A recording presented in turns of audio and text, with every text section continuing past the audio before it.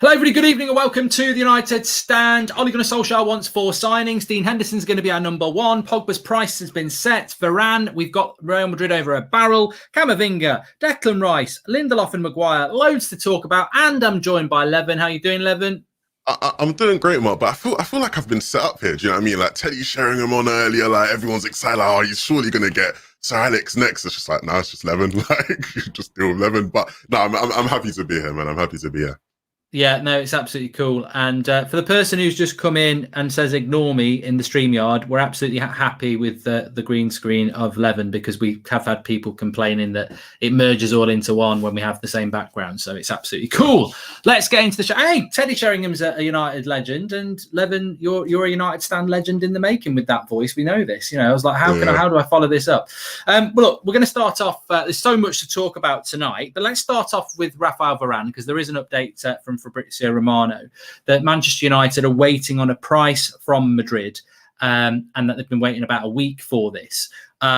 Also, Manchester Evening News are saying that this summer transfer window is quite interesting because although United had to pay quite a lot of money for Jadon Sancho at 80 million, that's being paid over, I think, 4 or 5 years. So effectively, all right, 80 million for Sancho, but it's been paid over 4 or 5 years. So United had Dortmund over a barrel in the end, and Real Madrid could be over a barrel as well because they need the money.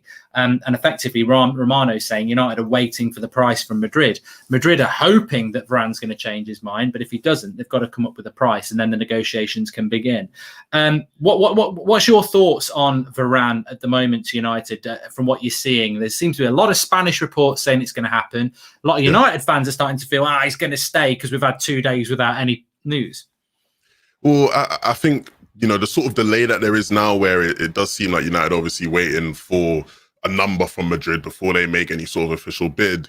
I think that delay, it could be cause for concern because that could be either Real Madrid sort of internally trying to decide on a price. Like, I'm sure that's not an easy situation to be in where, you know, I'm sure in behind the scenes, not everyone's sort of agreeing on a sort of price range for a player of his caliber, even with the 1 year left.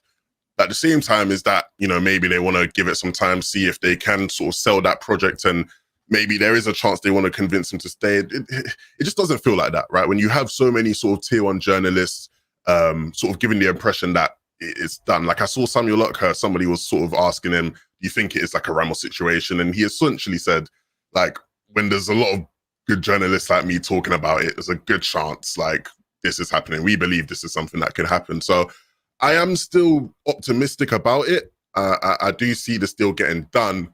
I'm not, you know, waiting for it imminently like I was like a couple of weeks ago where it did feel like things were just going to speed through. Yeah, that's a good point, actually, because Samuel Luckhurst did say that in the Manchester Evening News. He was asked about Varane and he said, look, if you're going off Rio Ferdinand tweeting about it, that's a useless source. But actually, there's a lot of Manchester United people who get paid to be a Manchester United correspondent talking about this. And Evan's right. Therefore, you've got to think there's something in it. Roddy's just got in with some breaking news that may not mean to much people, but it means a lot to me. Josh King has signed for Watford. I tell you what, this is a banging Friday. Someone get me a crunchy. I tell you what. Josh King, I tell you that Levin, Josh King worries me. He just always worries me. He's Norwegian. He's not very good. And Ollie likes him. And I'm like, ooh. So we've dodged the bullet again. Everton last year. Now he's at Watford. We wish him all the best. He won't be wearing red. Yeah, nah, look, he's similar to sort of Heaton where it's like he's been at United before and he always seems to be angling for the move back. And like, Ollie is his only opportunity for that when you think about it, like the Norwegian connection. So look, if it means he'll be getting some game time in the Prem, good for him. You know what I mean? But not United, like you said. We'll talk about these 4 signings. First of all, someone was just saying, Goldbridge, you're getting in trouble on Twitter with the Serie A crew. I'm getting in trouble with the Serie A mafia, yeah. Basically, I put a tweet out this morning saying that I'm confident England are going to win because I've watched Serie A for a lot of my life. It's a slow league. They used to give 2 points for a win. That's how much they love drawing. It's a slower league. Look, you know, it is technically they're good, but it's a slower league. And look, I've got a lot of people coming for me sort of saying Serie A is better than the Prem. I think Man City and Chelsea have got something to say about that. I think United have got something to say that. We beat AC Milan. But you know what I say to these trolls? Every troll needs a bridge, a gold bridge. Get in the shadow of my bridge, trolls, because that's where you belong. Serie A ain't no Premier League. Yeah, the market is perfect there. I love it. Look, I'll be honest, I'm not going to sit on the fence on this one because I do think it's coming home. I'm not going to get into the Serie A versus Prem stuff. I think at this stage, it's sort of unanimous amongst most sensible people that the Prem is the best league in the world. I don't really see that as being a relevant argument now, especially when it's like Serie. Like, come on, like entertain the league, but let's get serious. Do you know what I mean? Let's get serious. Yeah, and look, I love this. I love Serie A. All I said as an English guy is I think we will win because I think the Serie A is slower than the Premier League, and if we can get that tempo of the Premier League, I don't think any league is as quick as the Premier League. And I think if we can get that tempo going with a home crowd, we'll see. We'll see. The proof will be in the pudding. But it'll either be I can't think of puddings. We'll leave that one. But let's talk about what was in the Manchester Evening News as well from Samuel Luckhurst, that Manchester United are looking at 4 signings this summer. One of them will be Heaton. Levin just mentioned him. 3, well, one of them Sancho. So that leaves 2, potentially Camavinga, Varane. That would be 4 signings. We're going to talk about Pogba in a little bit later. But Harry Kane has been mentioned today. Now, this is very tentative, but Harry Kane has been mentioned today. Before we talk about those 4 signings, Harry Kane at the start of this summer was a player, was a real divider in the fan base because this was before we bought Sancho. I was talking to Terry Sheringham about this before, name drop, and he was saying that, you know, he's always said that United should get a striker. And I think he would like Harry Kane at United, but that he expects Harry Kane to move this summer. If Harry Kane, if for some reason Man United found the money, would you say to United, go and get Harry Kane for £120 million? It's a difficult one because you need to have priorities, right? You know, it's about sort of building a squad, building a team, and we have so many holes, and the striker position is not a priority to me, and I don't think it will be for a lot of people. You have Cavani, who was excellent. You have Greenwood, who looks like he's sort of developing under that, you know, sort of position. You also have Martial, who is going to look to fight for his position. Whether you think Martial's good enough, you know, he's going to be trying to fight for that spot as well. So to bring in Kane when, you know, there's plenty of other positions where that money would probably be better spent, like, it doesn't seem necessary. But at the same time, it's like missing out on a talent like Kane. It's always hard. Like when people give you these questions, like, would you take Messi at United? It's like, you know, sure, like he's Messi, do you know what I mean? Like, and Kane is just phenomenal. We've seen what he's done in the Prem, but that's just not where my head's at. Like, I'm not thinking about Kane, and if you gave me that money, I'm not spending it on Kane. I'm spending it on other things. So. Yeah, I'm not going to change my mind. I like Harry Kane, but I think even in the Euros, we've seen what his limitations can be if you put him in a team that's not set up right. And it would be probably the worst thing United could ever do to park getting Varane or a midfielder to bring in Harry Kane. You just see what we've seen for England, which is I just think Phillips and Rice are a pimped up version of McTominay and Fred. They do a really good job sitting in front of the back 4, but they don't actually move the ball quickly forward, as we saw with Mason Mount in the semi-final. He may as well have been sat on the bench. And we've seen Bruno like that. So I think people think you get Harry Kane and suddenly you start scoring loads of goals. You still got to have a team around him, and I think United. For me, United go for a top striker next summer. Now, unfortunately, that might mean missing out on Kane. It might mean missing out on Haaland if he goes to Chelsea. But I agree with you. The money must be spelt elsewhere. So if those 4 signings were Heaton, Camavinga, Varane and Sancho, and they're the 4 signings that we get, is that a good summer, or is a good summer dependent on what you do the other way, like keeping Pogba, whether Lingard goes, etc.? I think that stuff is important. I think if you look at incomings, that does seem like a good summer. But it depends on how Camavinga will be used, I think, because if Camavinga is actually sort of utilised as sort of a regular first teamer, then you look at the window and you go, they gave Oli 3 first teamers. Like, that's sort of what a lot of people said he needed, right? You know, 3 first teamers. Even if Camavinga is someone that will be in and out, you know, 2 first teamers in Varane and Sancho, and a DM prospect that actually looks like he can be a serious player moving forward. Yeah, but like you sort of alluded to, the other stuff is important. How you deal with Pogba is important. What happens with players like Lingard is important.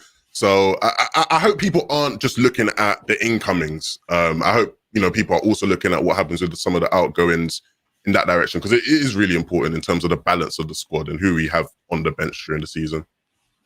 I'm going to get you to answer this question. 4 players in, says Harshid. You might want to move some players out. Who are your top 3 to leave realistically? I'll do mine first, then I'll come to you on yours. Look, there's 3 players I'd like to get rid of, and that'd probably be Pereira, Phil Jones, and somebody else that I don't really rate. But actually, I think also removing players is look, Phil Jones is never going to play for United, so he may as well just stay training. Let him have a good time. In the morning, let him off his lead, let him have a run around with his pink boots on. He'll be fine. I like Phil Jones. I almost feel sad about Phil Jones leaving United because he's our thing. I don't know what he is, but he's ours, and I'd be very sad to see Phil Jones go. And he's never going to get in the team, is he? So I would get rid of 3 players that I think are going to make a big difference to the team. I think if you let Matic go, you've got to replace him, and we need a CDM, so I'd let Matic go. I think if you let Lingard go, you get money for him, which is very important, and also you create a space that's not going to stop somebody creative coming into the team, whether it be a young player or a newer player. So Lingard and Matic would go for me. And I think the third player I'd get rid of is probably, and I'm surprised no one's really massively jumping out at me, but it probably would be somebody like, third one's difficult.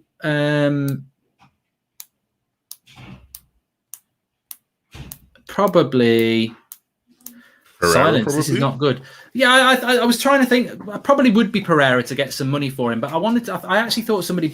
Actually, I'll tell you who it would be. It would be one of the goalkeepers, Levin. That's who it would be. It would be one of the goalkeepers because there's 40 million there, and it's not sustainable to have De Gea and Henderson. So I actually want it to be De Gea. I think we're going to talk about it being Henderson in a minute, but I would remove one of the goalkeepers because it's unsustainable to have that situation, and one of them is going to get you 40 million. So for me, it'd be one of the goalkeepers, and Matic and Lingard. What would you go with?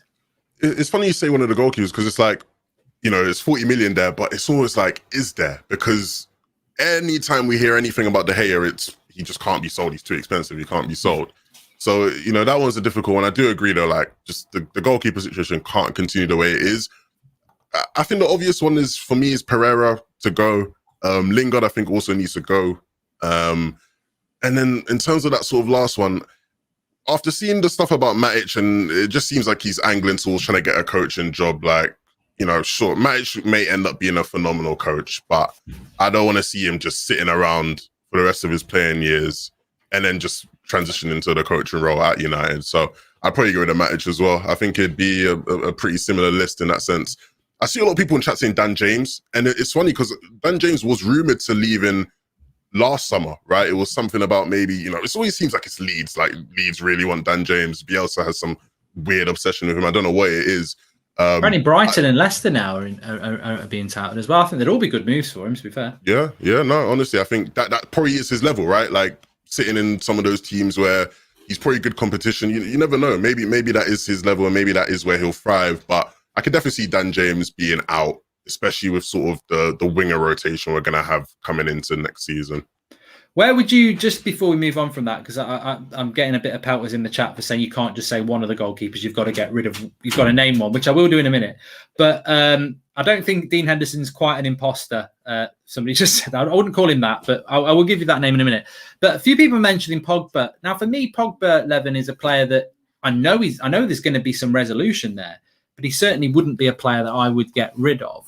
But that's not really the question I want to ask, because I think we know there has to be a solution with Pogba. It's not as simple as saying, let's not sell him. He's got a situation where he's got 1 year left on his contract. He needs to sign a contract or go. Where are you on the Pogba dilemma at the moment? What's best? What's in your head? I've not really seen much people talk about this, but I've noticed what I think is sort of a shift in his mentality where, to me, it does seem like he doesn't, at this stage in his career, want to focus on a lot of the defensive side of the game, right? When you look at, the interview he had going into the Euros when he's talking about, at United, I have to do a lot of defending, I have to think about defending a lot. When you look at the fact that for United, he was playing further up the pitch, he's not trusted to sit there in the pivot. When you look at the fact that even playing for France, as phenomenal as he was, probably their best player over the course of the tournament, defensively, very lackluster in a lot of situations, it doesn't feel like he wants to commit to, seriously defending. Like, I think he wants a midfield to be built around him where he doesn't have to worry about his defensive responsibilities as much. And if that's the case, that's not going to work at United at the moment. That's the reality. And I think Pogba's a great player. I think he provides so much for you going forward. But in this midfield, he's going to have to do defending with Bruno playing, regardless of whether we get a good DM next to him. He will have defensive responsibilities playing in that pivot for us in the Premier League. And it doesn't feel like he wants to do that. From everything we hear and see on the pitch in the past couple of months, just doesn't seem like he wants to do that, which to me says yeah, he probably is done. He probably is done here. And not done as in he's not good enough, just done as in he's just not committed to the cause and not committed to the project. It's funny how your eyes might play with you. I don't know why I missed playing career, but I read that as Mulder have just signed Varane. I was like, what the fuck? But yeah, no. Av is obviously playing FIFA or something, and he's just signed Varane. I mean, good for you, Av, but it's not the real news that we want. But fair play. You made me think Mulder had done something. I think on Paul Pogba, I thought what Teddy Sheringham said about Paul Pogba today was absolutely very, very interesting, because I just wanted to ask an ex-player or a current player what they felt about, the excuse of, he's not had players around him. And what Teddy basically said is that good players will perform no matter what team they're in, and whether it's, it might stop them winning things, but they'll still perform. Ryan says, I know De Gea deserves to be keeper, but we need a sweeper keeper. We want to push the defensive line further forward. Look, I'll come back to that. If I'm choosing between the goalkeepers, this is not a personal thing. It's a personal decision. I'm selling Henderson. I'm hoping I'm going to get proved wrong next season, but I just don't see what I thought that Liverpool performance was shit, really bad. Like, there was no excuse for that Mo Salah goal to gift him the whole goal. We had Ben Foster in, and he was like, there was no excuse. He's just lost concentration. And is that encouraging? I mean, look, he's a very confident guy, but you know what? Confidence and arrogance can come across as arrogance, and arrogance can lead to mistakes. So I know you've got to be confident as a goalkeeper, but it's not a prerequisite for being a good goalkeeper. I think there are question marks over Dean Henderson, and there are question marks over David De Gea. But as we saw in Rome for that semi-final, David De Gea was world class. Can Dean Henderson put in a performance like that in a game like that where everyone else is losing their head? I think De Gea should be our number one. But, they're saying in the Manchester Evening News from Sampion Lucas 11 that Henderson has already been told that he's the number one. And that Ole Gunnar Solskjaer realises that it's unsustainable to have two goalkeepers of that quality in the team next year. But then you've got Romano saying, I think De Gea is staying because nobody can afford him. So it's looking like we're going into next season with Dean Henderson number one, but David De Gea sat on the bench. Or, worst case scenario, to stop that happening, we'll have to let him go on loan and probably pay whoever gets him on loan around £1 million a month to have our 350k goalkeeper in goal for them. That just sounds horrible, man. It's weird because this is a conversation that loads of fans are having at the moment, and I honestly think a lot of the Dean Henderson, sort of favoritism almost comes from a place of like fear of missing out. Because the reality is if Dean Henderson does turn out to be the keeper that he believes he is, because that's the one thing, like, I don't think he's better than De Gea. I don't think most people say he's better than De Gea, but he thinks he is, right? And that goes a long way with a keeper. If he ends up becoming that keeper, people are going to look at us like we're absolute wallies. Do you know what I mean? And I think it is a fear of missing out in that sense, because he is on the rise. And I think many people see De Gea as not being on the rise, potentially being on the decline, but at the very least, just sort of plateauing. The problem is that I don't think De Gea's done it. It really frustrates me when I see people go about like, yeah, he's getting on, and it's like, we're watching Kasper Schmeichel tearing it up at 34 in the Euros. You know what I mean? Like, how old was Van der Sar when he was at United? You know what I mean? These keepers do not wear out at 30. That's not how it works with goalkeepers. And regardless of, what you think about De Gea or Dean, I don't think last season is a great sample size for either. Which is a difficult thing because you have to use last season to sort of judge your decision on who should go on further. But look, I just think De Gea is the better keeper, and he's deserved the right to hold on to his number one spot. But if it's going to be Dean, I'll get behind him because, I love Dean's confidence. I love his attitude. I just don't think he's better than De Gea right now. And I want the better keeper in goal. It's a weird one for me as well. I don't know what the chat think, because I don't want it to be what I think the media made it at the end of last season. Every time United were playing around March, you had ex-United players, you had compilation clips of De Gea, and they were really it made me resentful of it, because they were pushing Henderson so far down your throat, you were gagging. And it was like, I don't like that, because I don't like bullying, and and I've seen that with Pogba and Martial and Bruno. I don't like it, and it makes you think, why is that happening? But on the other hand, if Henderson's our goalkeeper next year, he gets my full backing, because I don't actually feel that this is, it's not Henderson's fault that he backs himself and he wants to be United's number one. Ultimately, this decision shouldn't be about De Gea and Henderson. You know, one man picks the team. That's the goalkeeper. And this, to me, goes back to the manager and whether Ollie is good enough, because I don't think this is the right decision to make. I don't. I think it's, you know, it's a big critical season for you.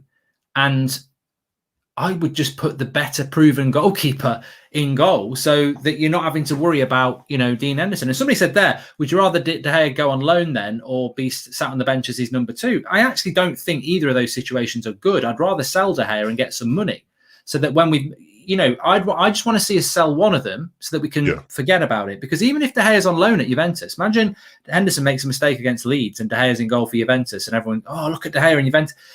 Bench or on loan, it's an expensive loan, and it feels to me like Evan, it just needs some finality about it, because if De Gea is not the goalkeeper, we may as well sell him, which is very, very hard to do because it'll always be a conversation. Yeah, and I'll put it to you because I genuinely do think it's a lose-lose. Regardless of what decision is made, it's a lose-lose. You will have people who will be furious that we've let, you know, a keeper of De Gea's quality essentially be forced out of the club. And if it goes the other way, you'll have people that think, why are we letting a great emerging keeper who is incredibly confident in his ability, who you could argue has earned the right to prove himself as a number 1, walk out? Do you know what I mean? So either way, it's a lose-lose. It's Ollie's decision to pick which loss he'd rather take. And I just hope either way, one will be good enough. And I think Tim Collins there makes a great point. This comes from the board. Let's not forget 18 months ago, we gave David De Gea a 5-year contract on 350k a week, and Dean Henderson was on loan to Sheffield United at the time, doing quite well. So it's not like you couldn't see it coming. And then last summer, we gave him 140k a week and a 4 or 5 year deal for him.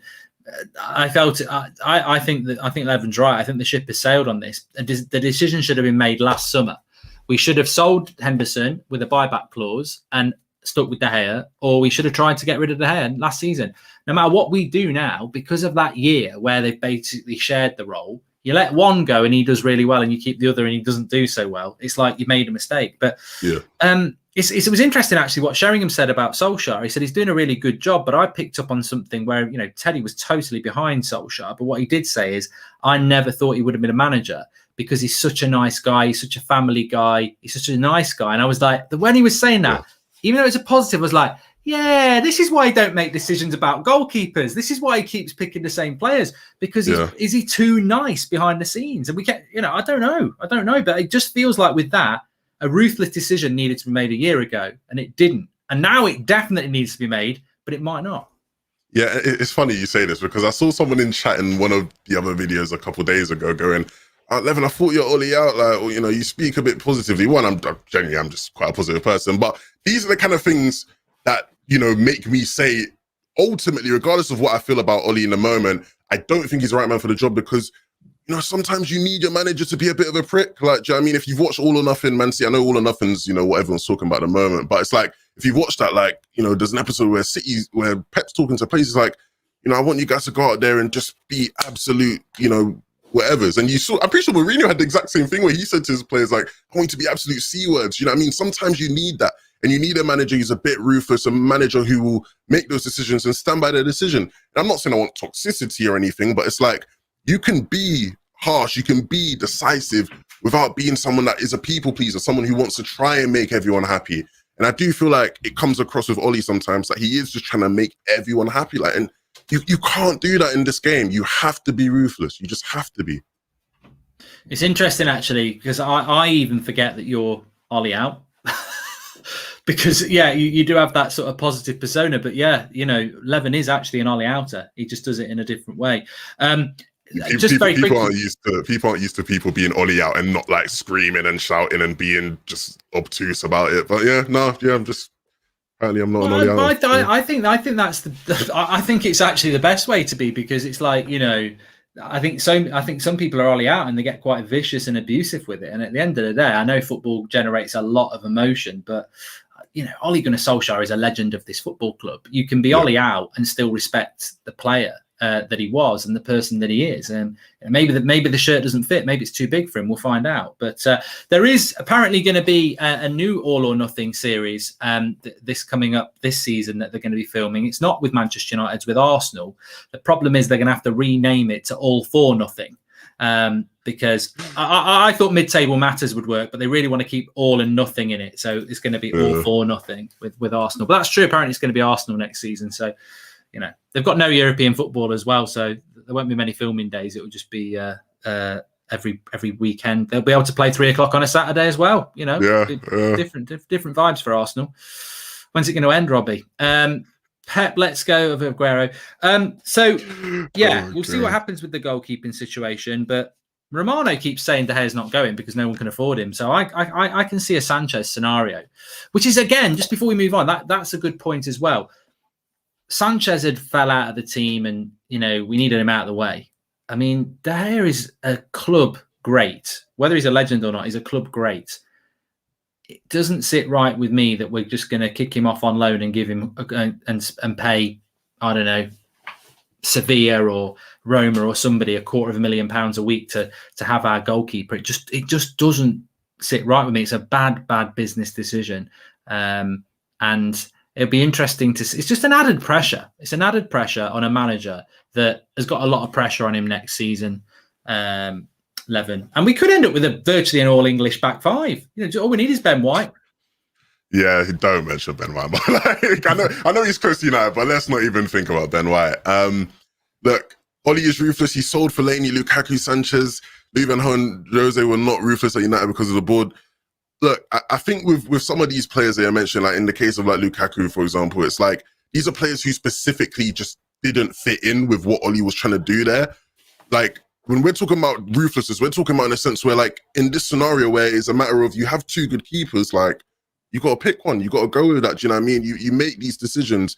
You know, if you have someone who obviously just doesn't fit in your team or what it is you're trying to do, getting rid of them, that's not ruthless. That's like, obviously, I'm not saying Lukaku's deadwood, but it's like, to him, it's like, yeah, that's getting rid of someone I don't need. I don't think I need that guy. Do you know what I mean?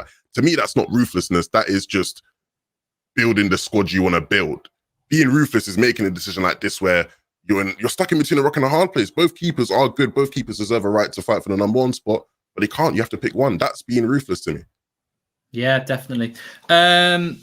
What was the next thing I wanted to just ask about? Yeah, I mean, look, this is quite interesting. Just to talk about the defence for a moment. United have got a few pre-season games coming up. Obviously, we're hopeful that we can get hold of Varane. Maguire's still playing. He's got, I don't know whether anyone knows, but Harry Maguire's got quite a big game on Sunday night, and so is Luke Shaw. They will not be back in training with Manchester United until probably the start of August. They're going to have quite a bit of time off, and they need it. Apparently, Lindelof's not going to be back until that sort of time as well. We have got pre-season games kicking in a week on Sunday. So around the 18th of July, we'll probably have 2-3 games. Eric Bailly's off to the Olympics. Yeah. So no Lindelof, no Bailly, no Maguire. So this is good for someone like Tellez. I don't know whether Tellez was part of the Copa America squad, actually. Maybe when someone can answer. No, he's at training camp. He's at training camp. There are pictures of him at training camp, yeah. So we're going to have Tellez at left back. Wan-Bissaka's back, so he will play.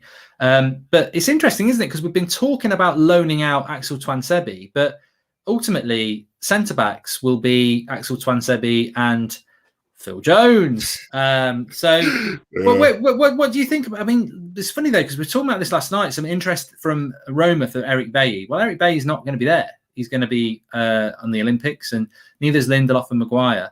Is this a massive opportunity for Tuanzebe to sort of move himself and keep himself at the club, or do you think he's going to be going?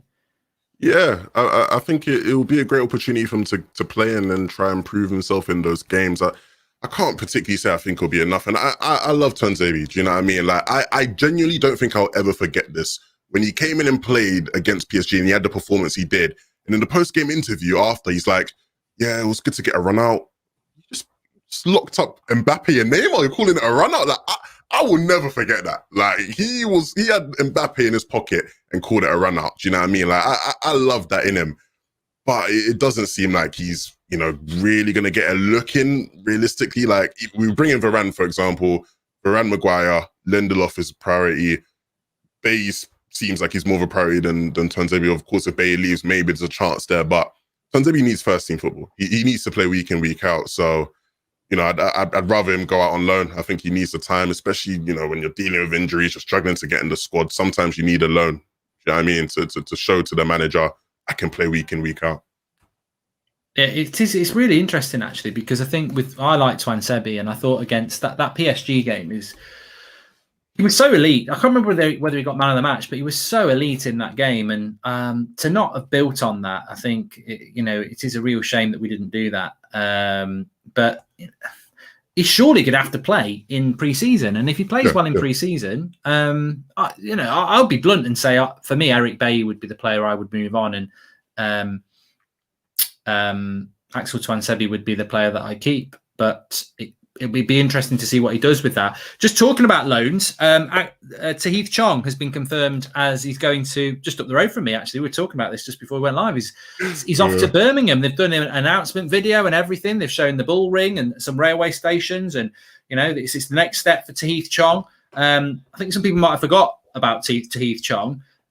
This is a good loan move for him, though. I mean, look, I don't know. The question I was going to ask is, do you think he's got any sort of future at Manchester United? But he's what's your thoughts on this, Tahith Chong, Birmingham City? If he tears it up in the Championship, you never know, because it's an English league. I don't like loans to Club Brugge and Feyenoord and everywhere else, because you never know. That's not the Premier League, is it?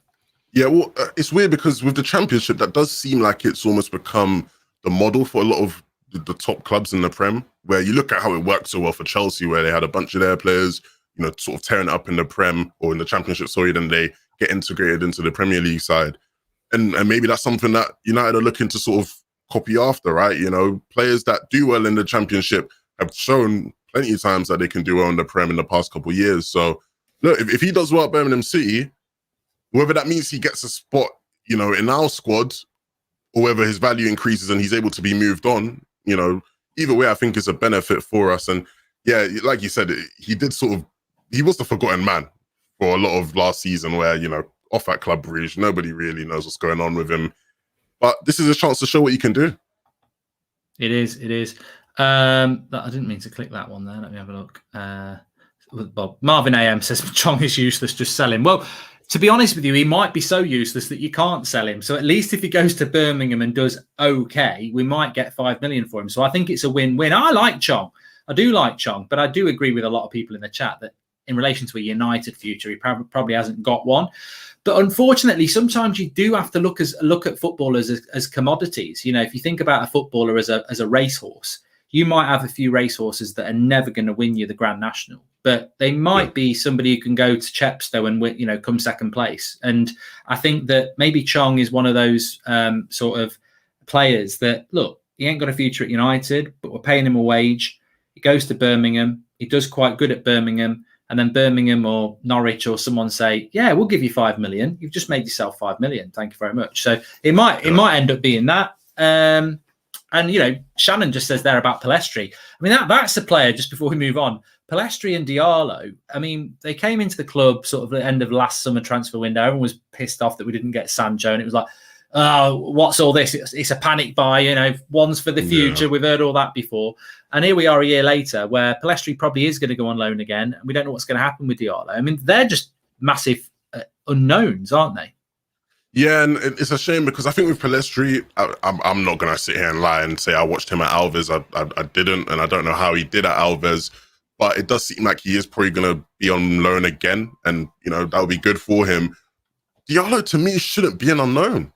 Do you know what I mean? Diallo shouldn't be an unknown. Diallo showcased that he has the ability to be a serious player. And he should be given an opportunity to be integrated into the squad more and more. And I get we're bringing in Sancho and whatnot. But, I don't know about you guys in chat, but was there anything you saw from Diallo last season that was a massive concern and that made you think, yeah, he's not good enough? To me, no. So I think he deserves a chance. The fact that it seems like he's an unknown does scare me. It does scare me a bit because it does sort of reiterate the fact that last season it was a panic buy, or it was, them trying to satisfy us because they didn't get the Sancho deal done. I think with Diallo as well, I think you make a great point there about, was there anything that Diallo did that concerned you? And because I think that's a great point about any player that comes into the team, because you're looking for their suitability. I would flip it the other way and say he actually did things that actually impressed me. I mean, look, he's a winger. He's a winger. He's raw. That's fine. He's 18, whatever. But he scored a headed goal against AC Milan, jumping up and made a clever run. And then on the final game of the season, he played it as a false 9 against experienced centre-backs like Cody and whoever else they've got who were very physical. And I'm like, oh, so he can win headers and he can play as a false 9 against physical centre-backs. Well, that to me says, well, he's not only is he an exciting winger, he's actually got a lot about him, personality and physicality wise. I think it's a waste. That's why I was so disappointed, Levin, when we got Mata to stay, because I was like, that's going to mean, and the same if we keep Lingard, that's going to mean Diallo goes on loan for us to keep players that, look, whether you like Mata, Lingard or not, we've seen plenty of them. They're not going to turn into Ballon d'Or winners. Whereas I think Diallo might end up being something amazing, and you want to build that out. Yeah, and it's come from a player who at Atlanta, he wasn't playing first team football week in, week out. Like that's what is more surprising to me. At Atlanta, trained with the first team but didn't get many first team minutes. Came to United, played with the under-23s for a couple of weeks, comes into the first team and he's impressing people. Like, he's a serious talent. Like, genuinely, people, like, he deserves way more credit for what he was able to do. And I think, it'd be a shame to see that be wasted or underappreciated. I am really looking forward to seeing Diallo moving forward. Yeah, definitely. We'll see what happens with him. I think he may go on loan. And again, it's another judgment call, isn't it? We've spoken about the goalkeeping situation. I don't want to repeat that, but there's a lot of judgment calls. Mata's a judgment call. I would have loaned him out, or I wouldn't have loaned him. I would have got rid of him. He's kept in. Matic, I'd get rid of. Lingard, I'd get rid of. Delo, I'd give a chance to. He might get rid of him and buy a right back. So there's a lot of judgment calls. And as I said, it's the scales of Ollie here. You might not be like Levin. You might not be a happy Ollie outer who's just positive about it. You might be you might be someone like me who's an Ollie doubter. I'm Ollie in, but the scales of Ollie are up and down. And I think, if they're like that, De Gea, he gets rid of De Gea. Right, I'm starting to tip towards being an Ollie outer. Oh, he's going to loan to Diallo and give Lingard. I'm starting to. We've had a bad start to the season. Oh, it's really tipping up, and that's not being a negative. That's being a football fan. Yeah. Opinions change on things. It's like politics. It's like friendships, relationships. It's like, you meet a girl or a boy, you're out on a night out, you think they're perfect for you. And then the waiter says, you ask the waiter for a drink of water. They took a minute and that girl or boy shouts, "Where's the fucking water?" And you think, oh, this might not be the right girl for me. She's got a bit of a temper, or boy. But both is fine. Both is fine. Boyfriends are fine. But it's like, it's like your manager, isn't it? Your club, they when they're doing everything you agree with, but when they start doing things you don't agree with, and then the results don't back that up. I mean, I think the great thing about Southgate is that he's done things that I don't agree with, but you've got to say, well, we're in a Euros final. And there's been a few questions about the midfield. Manchester Evening News have said that Manchester United, Camavinga and Rice, obviously Camavinga talks, Declan Rice is somebody United like. They won't get both. This, to me, is such an important position. Where do you sit on this, Levin? I mean, you've got Declan Rice, very high price. Camavinga, very low price, but young, and a lot of people like him. Are they the sort of players you want? Do you think it's an important position? Is there a sort of other options you'd like to see us go out? I'll be honest. I don't know. This might be an unpopular opinion, but I'm not too bothered. I think Declan Rice, he's been great for England, and I think he's definitely a player there. I think a lot of people who might not watch West Ham might not get Declan Rice because he is a very different player for England than he is at West Ham. He's a lot more restricted. He's, it's clear that he's been asked to be a bit more of a limited player in his role. But I'm not too high on Declan Rice. Like, I think he'd come into our midfield and do a job, and he'd be better than what we have at that position. But I'm not sold that he is this £80 million player, whatever silly amount that West Ham would probably attach to him. I'm not convinced that he is that. And so for that reason, if the conversations are anywhere near that price, for me, it's just no, you don't do that. And I think he's got a ways to go. I'm not sold that he is also going to become this elite DM where you are talking about him as being one of the top 3 or 5 DMs in the world. I'm not sold he's going to get to that stage. Really nice guy though, really nice guy.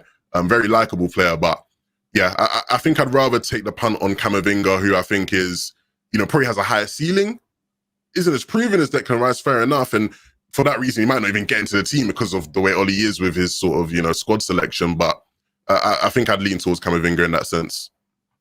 Yeah, I think I'm a big fan of Declan Rice. I really am. And I really do like him. And I think that I would take him at Manchester United. But I've also got to be fair and say that he's overpriced, and I think even Samuel Lucker said it. He's not really gettable for United because West Ham have got him with 4 years left on his contract. They don't have to sell him. So much of this has to come from Declan Rice, and it feels to me.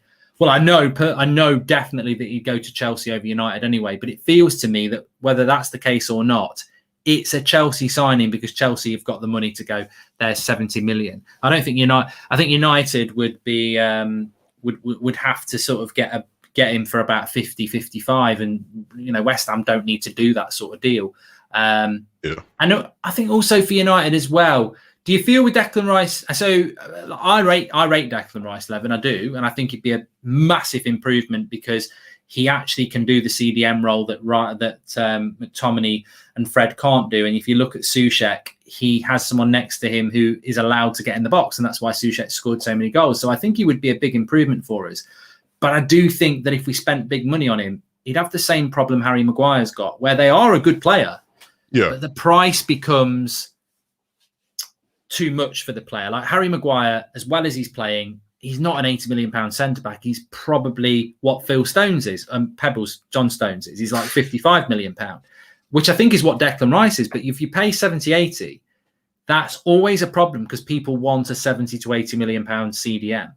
Yeah. And that's the kind of thing that a player can't control, but it heavily affects them. Do you know what I mean? It affects the narrative towards them at the club. It affects themselves in terms of, the confidence, the expectation that's there. Do you know what I mean? Like, it's a lot to put on a player. And so I wouldn't say the gamble on it. It's a shame. It's a shame because it does feel like there are a lot of these players now who, obviously we know about English tax and whatnot, but, the likes of a Grealish and a Declan Rice who are maybe on these teams who are emerging, to be fair, but, they're not going to get their top 6 moves because it is just going to be so expensive.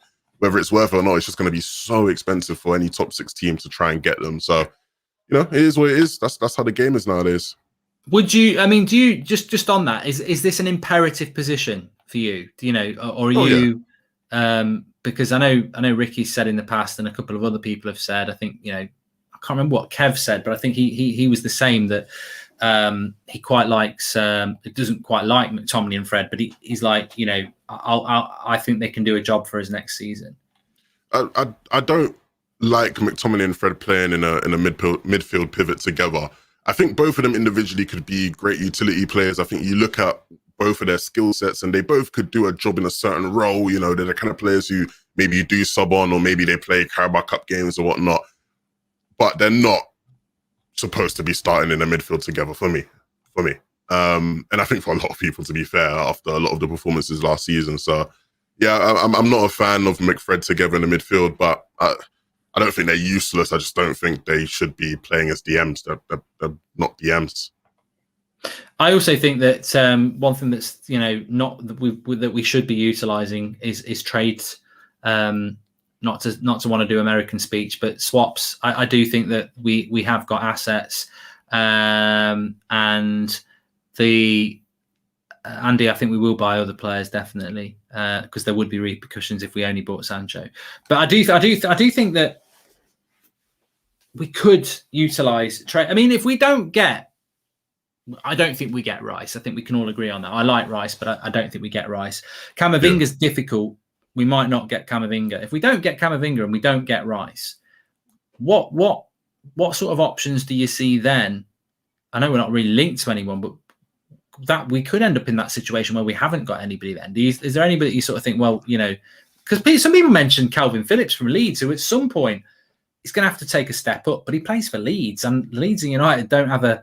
It has happened before, Cantona, Alan Smith, but Calvin Phillips, people like Basuma, But it's weird because with Basuma, right? I'll be honest. Like I think sometimes we misidentify players. Like if you actually look at Basuma, he's been impressive for Brighton, but he's not defensively. He is not a great defensive player in the Premier League at all.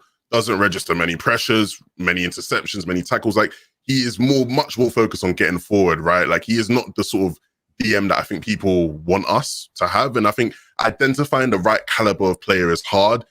And I do agree with you. Outside of like Rice and Camavinga, I think the options become less clear. You are just sort of ambiguously looking at just almost anyone that can play that role. But that's why we got a great scouting system, right? You'd have to hope that we have scouts who can identify these players relatively quickly.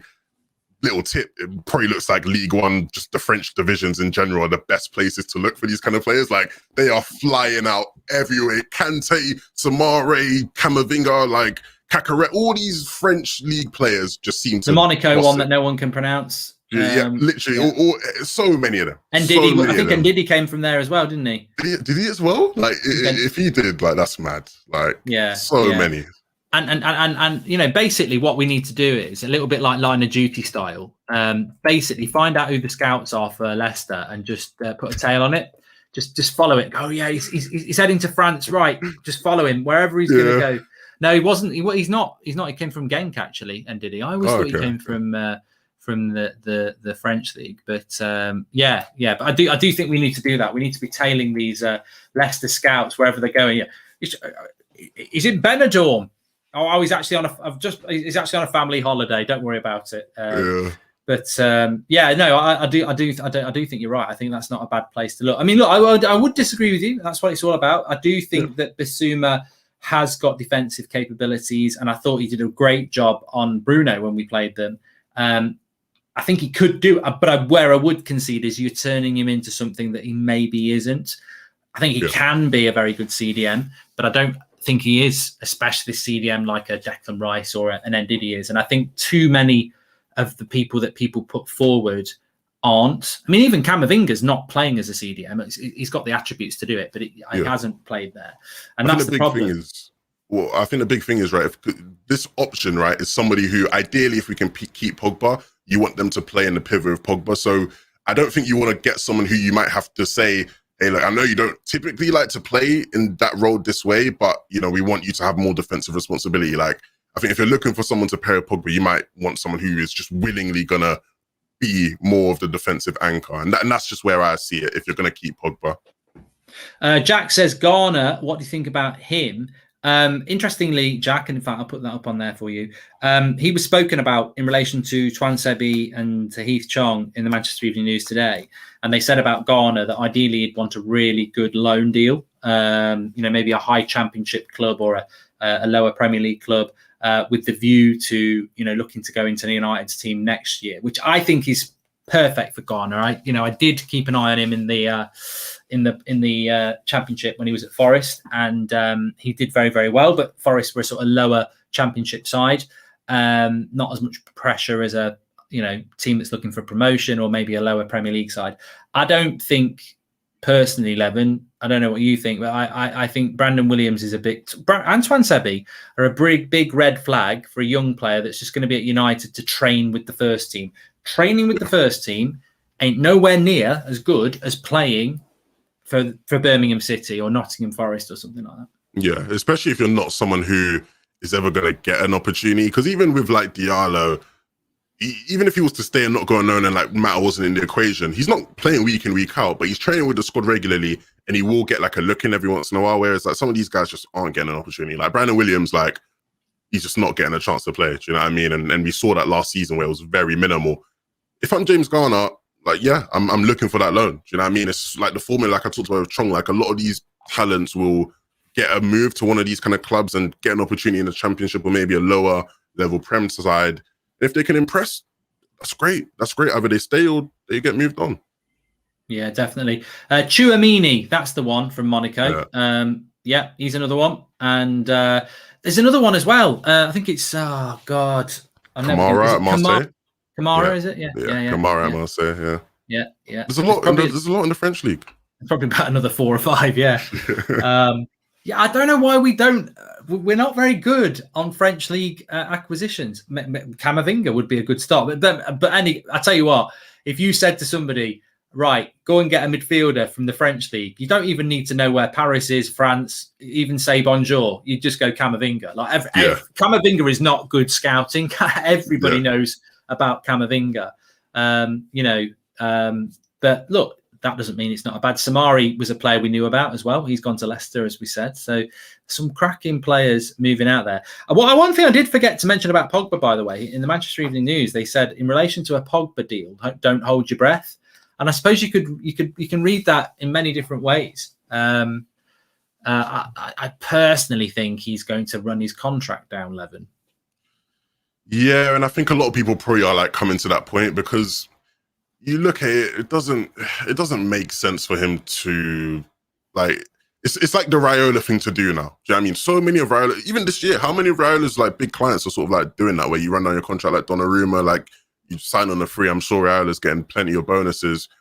Yeah, I can see that happening with Pogba. Can I see a Pogba? Look, to be fair, there have been loads of links to PSG like in the past couple of days, and it does seem like there is an interest there from PSG. But if you're PSG, you have Wijnaldum, you have Paredes, you have Danilo Pereira, you have Verratti. Like, just wait a year for Pogba and get him on a free. But if they're gonna give us 60 mil for him and he's already gonna leave on a free anyway, yeah, sure, like give us the money, I don't mind. But like I said earlier in the show, I do like Pogba, but it does seem at that point where it's like he's just better off moving on. It does seem like that's the better option for him. I've said it before and I'll say it again. I can use any analogy you want. You give me a profession and I'll tell you it. But let's use banking. I'm working at HSBC Bank. I've been there for 5 years. It's been a bit up and down. You know, I've been promised promotions. I didn't quite get them.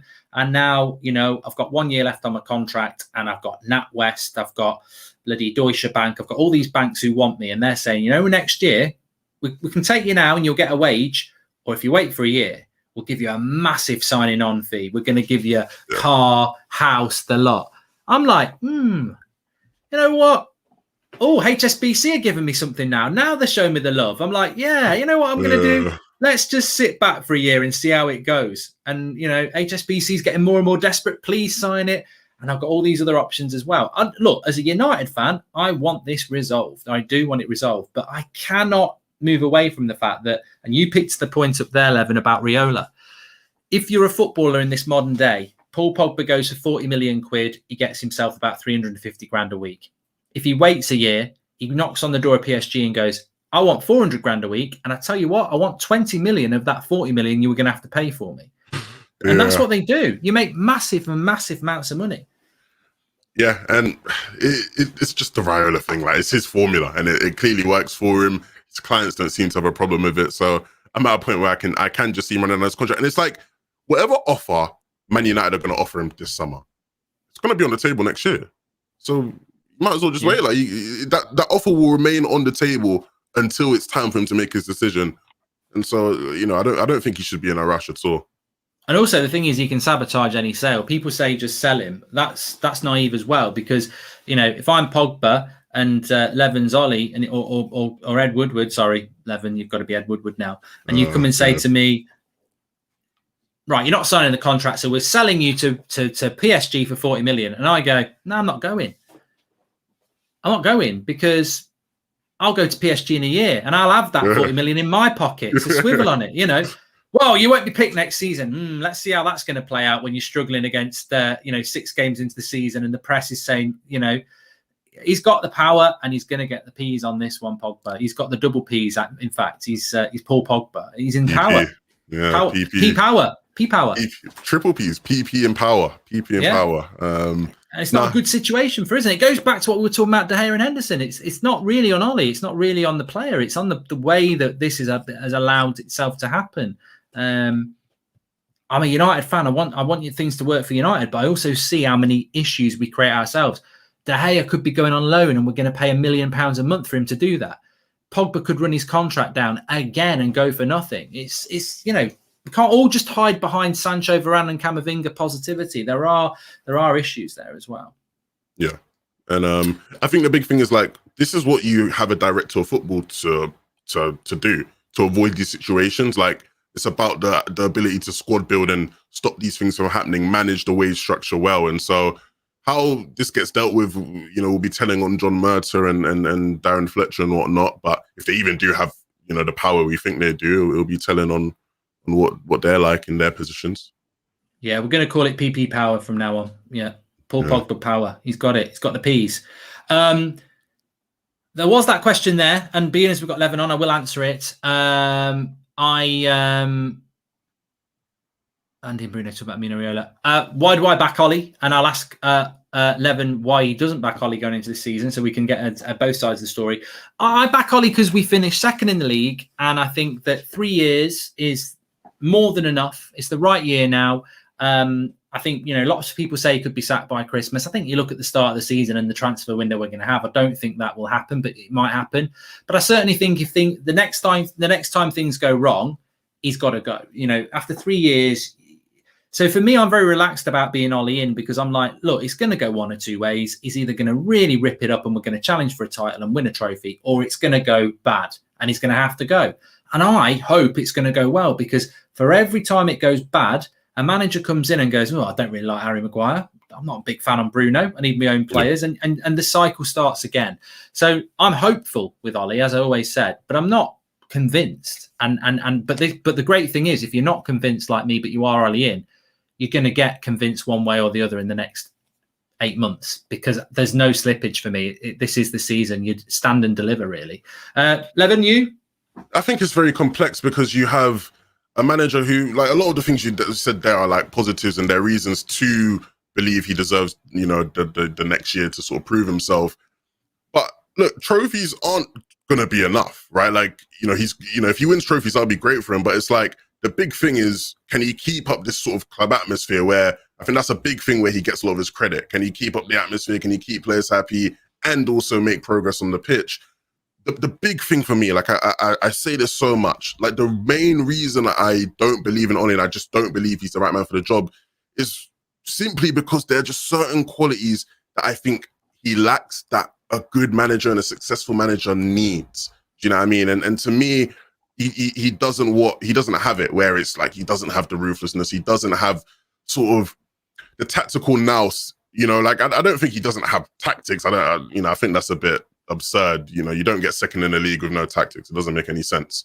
But top coaches nowadays have a certain level of tactical nous. We see it where it's very definable. And I think the fact that it's not very definable and very visible with Ollie is telling, right? Where you look at a Thomas Tuchel team, you know how they play. You look at a Pep team, you know how they play. You look at a Nagelsmann team, you know how they play. Even Mancini in the Euros, right? You know how the Italy team plays.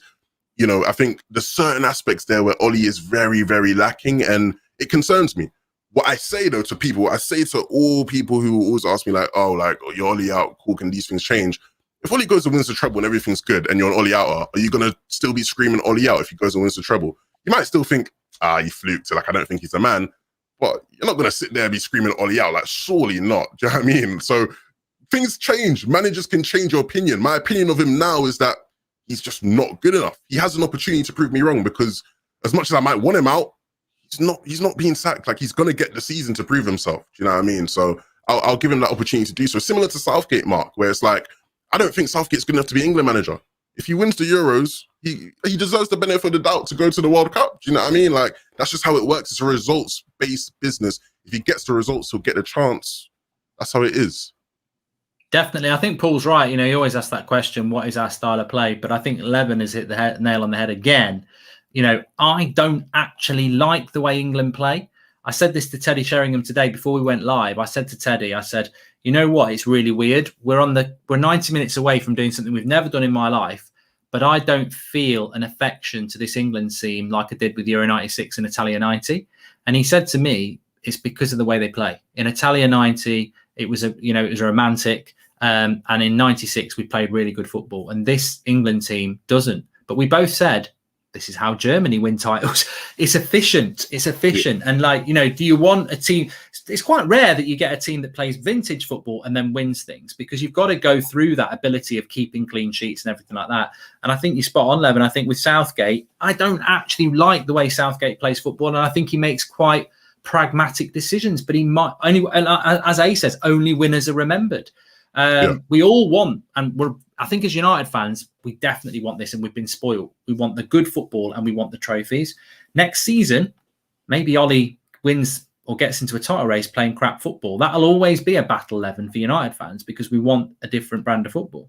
And look, if Ollie performs, Mark, I will sit here and I will say, look, I thought this of him and he proved me wrong. If he does prove me wrong, do you know what I mean? But it's not like, I'm not just like a brick wall where I've decided Ollie out and I am programmed now to believe Ollie out for the rest of my life. Like, I'm not, you know what I mean? Like, I think many people get into that mindset, and understandably, like, you want to see your club succeed. And if you think the guy in charge isn't going to get you there, like, I get why you'd be angry. But look, he can prove us wrong. He still has time to prove us wrong while he's in the job. He definitely does. He definitely does. Well, look, everybody, thank you very much for tuning in. Really, really enjoyed it.